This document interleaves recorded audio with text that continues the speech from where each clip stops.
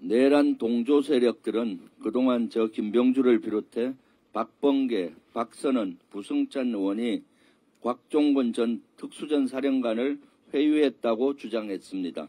그런데 이 주장이 얼마나 터무니없고 허무맹랑한 것인지 명백히 밝혀졌습니다.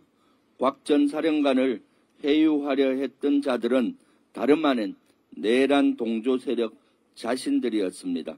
그들은 심지어 곽종근의 가족까지 흔들려고 했습니다. MBC 보도에 따르면 곽종근 전 사령관의 육사 동기인 A 변호사는 최근 곽종근 전 사령관의 배우자에게 연락을 했습니다.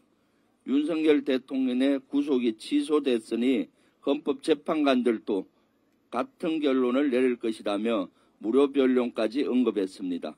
다 같이 살 수 있는 길이 있다고 회유했습니다. 다 같이 살 수 있는 길이 있다고 회유한 것입니다. 심지어 김병주 등 민주당의 협박 이용당했다. 민주당 요구에 따라 진술했다고 밝혀보는 게 어떻겠냐라는 말까지 했다고 합니다. 윤석열 씨, 이게 바로 전형적인 공작이고 조작입니다. 곽 전 사령관이 제 유튜브 채널에 나와 있는 그대로 말한 건 전혀 공작이 될 수 없습니다. 특히 이런 회유와 공작을 서슴지 않는 A 변호사는 알고 보니까 극우 성향 변호사 모임 회원이었습니다. 김용년 전 국방부 장관의 변호사도 그 단체 소속입니다. 이 같은 내란 동조 세력의 회유에도 곽 전 사령관의 배우자는 단호했습니다. 계엄군으로 국회에 들어간 것은 잘못됐다. 잘못한 것이니 벌은 당연히 받아야 한다. 남편의 명령으로 국회에 들어간 부하를 위해서라도 책임진다. 이게 곽 전 사령관의 뜻이고 가족의 입장이라고 했습니다. 또 민주당의 회유 주장과 관련해서 회유는 없었다. 남편 스스로의 결심이다. 나중에라도 떳떳하고 싶다라고 당당하게 밝혔습니다. 내란 속의 윤석열 때문에 많은 군인 가족이 고통을 겪고 있습니다. 특히 곽 전 사령관의 가정은 파탄 지경일 겁니다. 지푸라기라도 잡고 싶은 심정일 겁니다. 그런데도 곽 전 사령관의 가족은 단호하게 저들의 유혹을 뿌리쳤습니다. 진실과 정의를 위해 용기를 내주셨습니다. 너무나 감사합니다. 진심으로 존경을 표합니다. 저와 민주당 역시 국민과 함께 진실과 정의를 위해 끝까지 싸우겠습니다. 이런 가운데 군이 12.3 비상계엄을 앞두고 시체를 담은 종이관을 구매하려고 했던 사실이 드러났습니다. MBC 보도에 따르면 이군단 사령부 소속 군무원이 지난해 8월 민간업체에 종이관 1000개를 구매할 경우 얼마냐라며 물었다고 합니다. 군이 시신 처리를 위해 민간업체에 관을 사들인 전례는 지난 5년간 없었고 창군 이래 단 한 번도 없을 거라는 게 군 관계자의 설명입니다.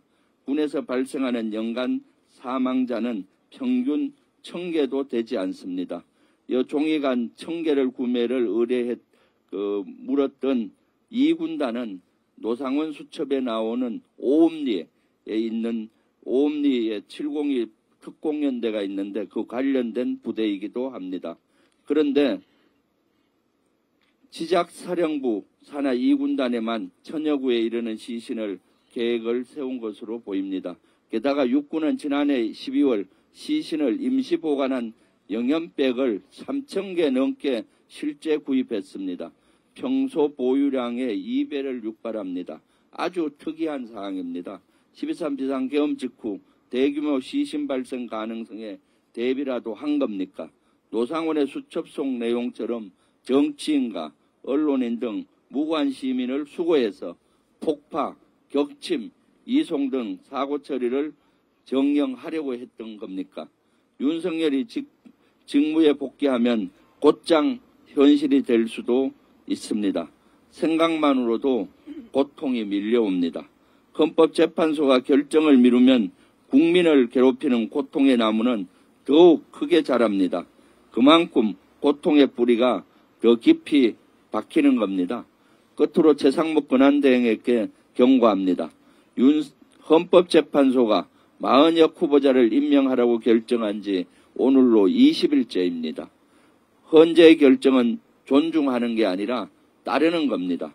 법치국가 최후의 보루인 헌재의 결정을 따르지 않으면 어떻게 하겠다는 겁니까? 모래시계가 침묵하는 순간이 다가오고 있습니다. 인내심에도 한계가 있습니다.